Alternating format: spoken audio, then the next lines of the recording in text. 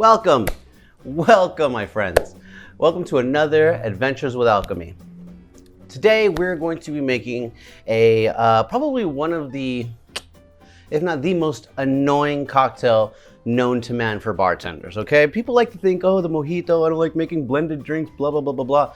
I say to those people, you have never made a Ramos Gin Fizz, my friend, okay?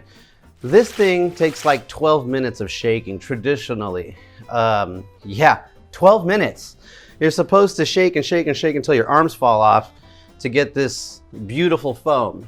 Now, we're not gonna do it in 12 minutes. We're gonna do it in minutes. It is gonna take a while.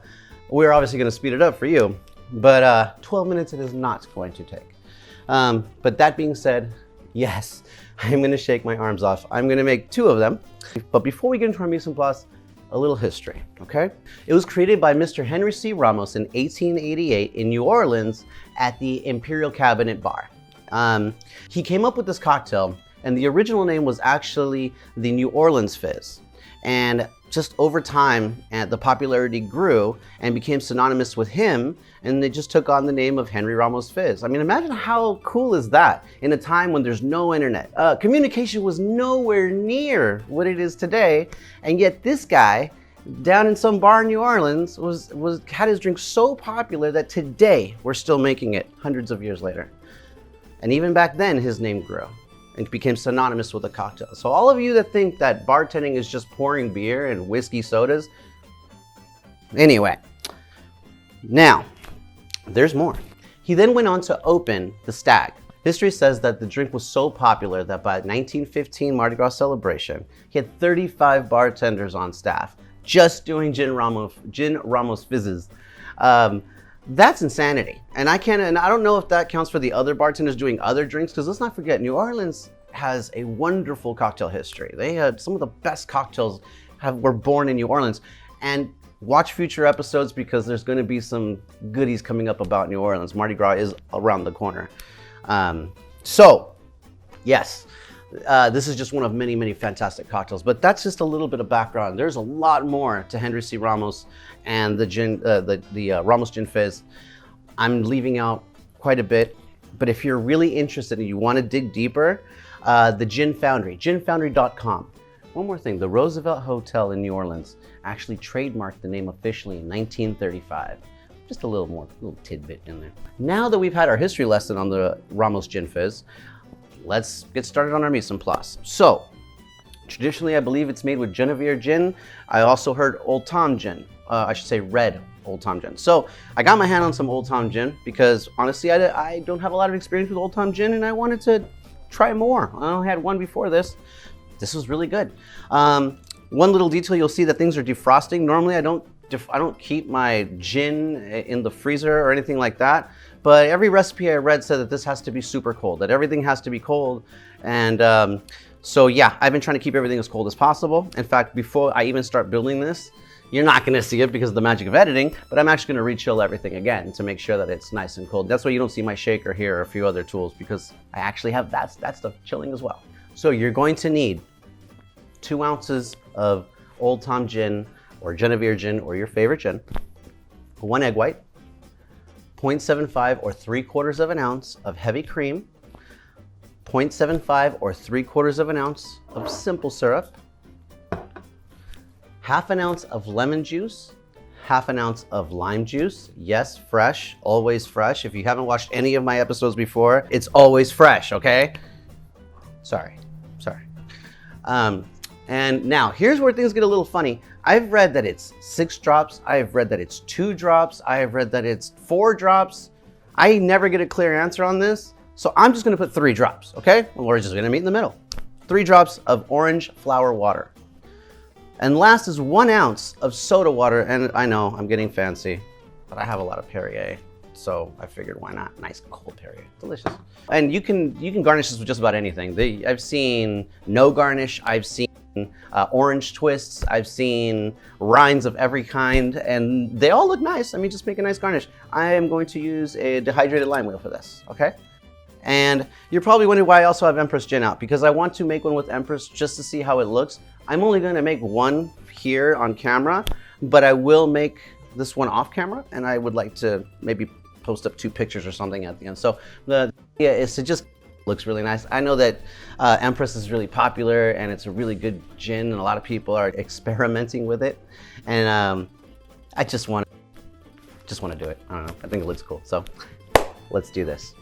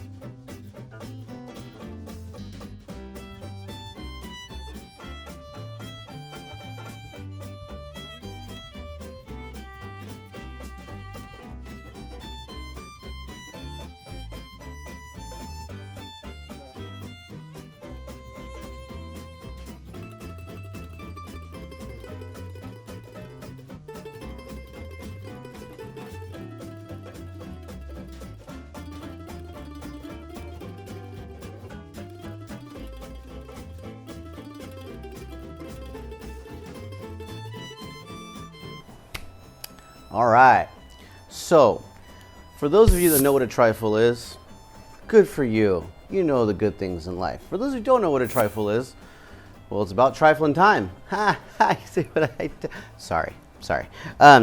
So a trifle is meant to be very special, very quick, very fresh dessert. It's a layered dessert, and it revolves around this cool little guy. This is called a trifle dish. See, you could just do layers like this. Now, you would use something like a pound cake or Ladyfingers, and you would get them to be almost a day old to where they're about to go stale or almost slightly stale. And then you would brush them down with some sherry or something of that nature. And then you put some layers of cream, some whipped cream, some fresh berries, maybe some jelly of some sort, marmalade. You could do pudding is very, very traditional.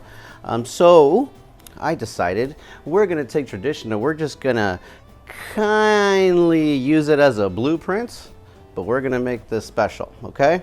First of all, you can make this very easily, very quick. You don't have to do everything at home. You can go and buy your whipped cream. You can go and buy your Ladyfingers. You can go buy all this stuff pre-made and just boom, boom, boom, boom, boom, done. When your friends get there to visit, you have this beautiful dish. Although, do it the night before because you do need to let it set overnight, or at least 12 hours, okay? So, let's begin. We're going to mise en place first. So, let's talk about our ingredients, okay? Number one is our Ladyfingers. These are not pretty Ladyfingers. I apologize. I made these in my oven. I made these by hand. So they're not going to be consistently beautiful like the ones you see in the store, but they are way more tasty. I'll tell you that right now. Instead of sherry, we're going to use one of my favorite rums.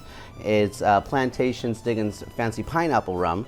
So we're just going to lightly brush each one of these delicious Ladyfingers with some of this rum, and that's going to be part of our layers. Oh, amazing. Oh, next we have a bushel of mint, and this is more than a bushel of mint. This is a whole plant of mint. We are going to use some of this, not all of it. It's morely for the top, for the decoration.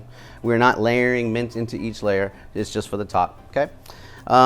Important, instead of, you could use pudding, I am going to use a half mason jar of lemon curd.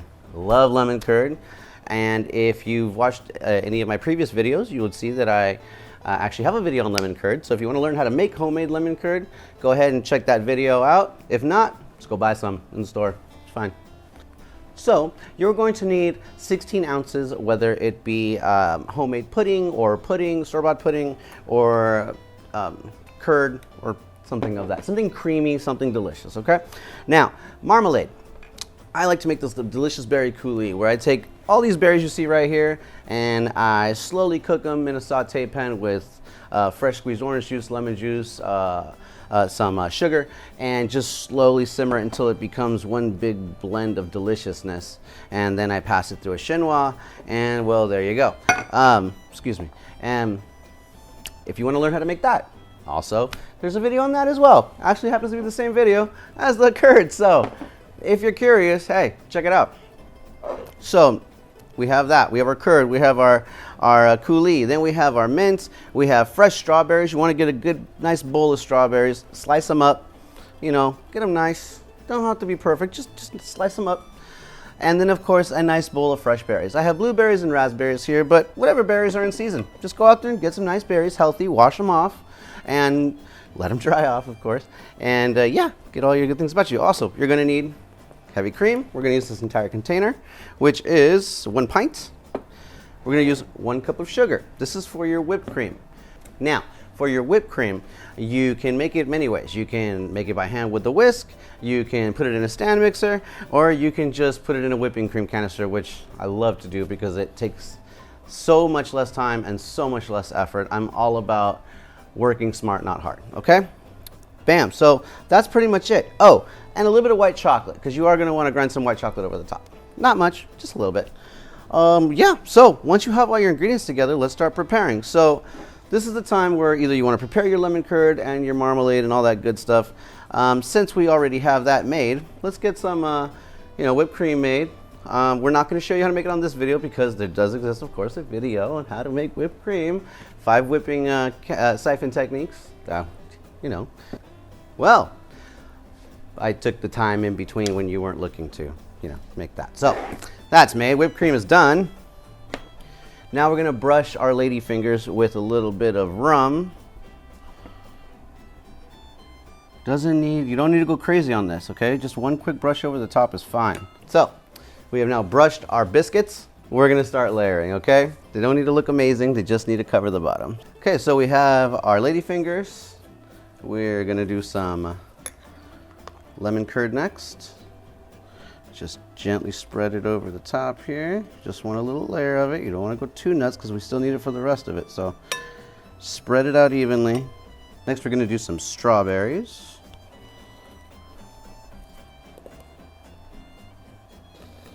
Next we're going to put some whipped cream. Top that off with your coulis or your marmalade or jam, whatever it is you're working with. And then we start again with our biscuits. Our Ladyfingers. Repeat the process. Strawberries. Man, when those berries with that nice tart sweet lemon and then the cream, oh my goodness.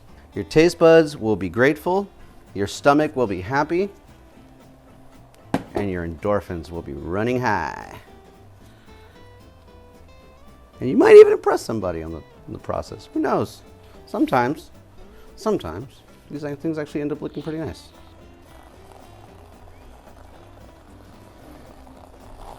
So now, just continue. Don't pour too close to the edges or else it comes out looking messy sometimes. Now remember, this is going to go in the fridge and sit overnight and solidify a little more. But yeah, it will look a little messy if you pour this too close to the edge and you have slightly runny marmalade or jelly or whatever it is you're using. Coulis will definitely do that.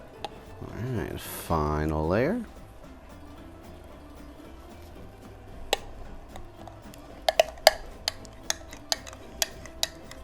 This is the final layer, so just go ahead and put it all on there. And then for this bad boy, we're gonna put strawberries and then top it with whipped cream and then more strawberries and berries, and well, you'll see.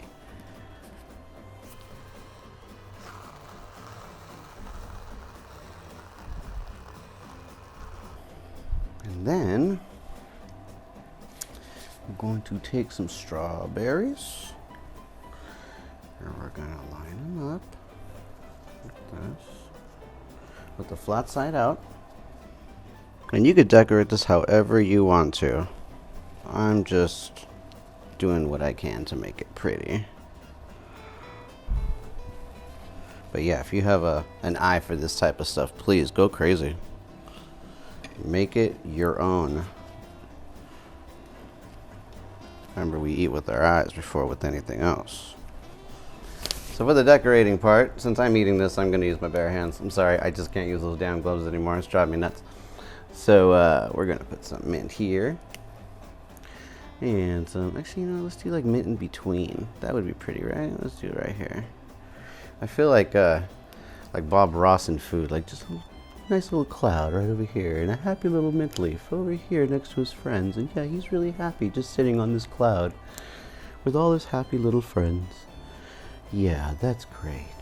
Yeah, that's great. He's really happy now. It's very important that you have fresh, springy mint. And that's why I say get yourself like a nice plant. Don't just go grab like some mint leaves. Go get yourself a bushel, a nice little, you know, take it home, keep it safe. Water it, keep that happy, and yeah, let's top it off with your berries. So, finally, you could take some white chocolate and you could just shave it over the top, or you can just get morsels like this and just, you know, you can make it easy on yourself this way. And just lightly sprinky. You know, just want a nice little even distribution of color. And that's really it, and there you go. So this is gonna go in the fridge overnight. Don't cover it, don't mess with it, just make space in the fridge, nice and cold, throw it in the fridge overnight. Tomorrow morning, around lunchtime, we will bust this bad boy out, and then we can just cut into it and eat like a cake, okay?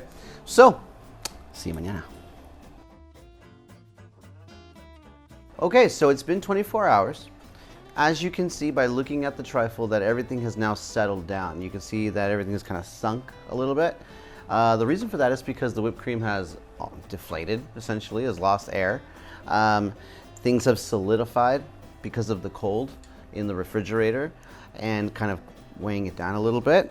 And that's pretty much it. So you have that singing. Oh, and of course the Ladyfingers. They've been soaking in all that goodness from above, and it's just, you know, weighing it down a little bit. So that's the reason for that. So no longer looks like a crown on the top, but more of a cup of deliciousness. So what we're gonna do is we're gonna slice into it like a pie, and we're just gonna serve a little slice. And that's the fun thing about the trifle, is that you put it together overnight, you put it in your fridge, let it chill, and then your friends come over for a party, maybe even come over for brunch, and you bring this bad boy out and everybody's like, ooh, wow, you're so cool. But you know, really, you just got a couple cans of Cool Whip and some berries and boom, you know. Or maybe you went out and you made everything by hand, by scratch, and you poured your heart and soul into it, and that's why it tastes so much better. Whatever you did, enjoy. Let's dig in, okay? So we're just gonna cut in right here, just like a cake. Just like a cake. And if it looks messy, that's good, because it's supposed to. This thing doesn't stay looking pretty, I mean, come on.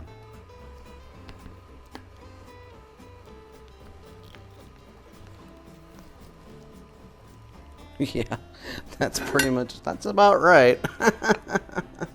Comes out to a big, messy, delicious goodness. You know, this with a nice mimosa or some coffee. Throw some granola over the top of this. Oh, delicious. As you can see, the photogenic part of this dish is before you start to dig in, because afterwards, you can use, if you really want something to stay layered, which is very hard to do with a trifle, is you can use pound cake instead, and you can use a thicker layer of pound cake in between, and then you could actually pop it in the back of your refrigerator to the point, like the coldest part of your refrigerator, so where things really solidify, almost like ice cream, and you'll get that effect. Unfortunately, the bad part of that is when you do that to your fruit, once those fruit goes back to room temperature, it has kind of a sludgy, weird mouthfeel to it. So you're sacrificing that berry, you know, when you bite into the berry, kind of fresh, juicy explosion to that kind of really over soft mouthfeel that doesn't do anything. I mean, it still tastes good, but anyway, you know what I mean. Not much more needs to be said. So get yourself a little fork full of combination of things here. A little berry, a little bit of that lemon curd, some ladyfinger.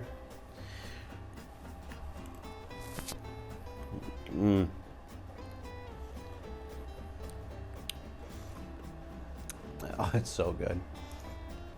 I mean, like I said, go get yourself a mimosa. Go get yourself an espresso martini. Go get whatever you want. I don't care. Just eat it. Enjoy.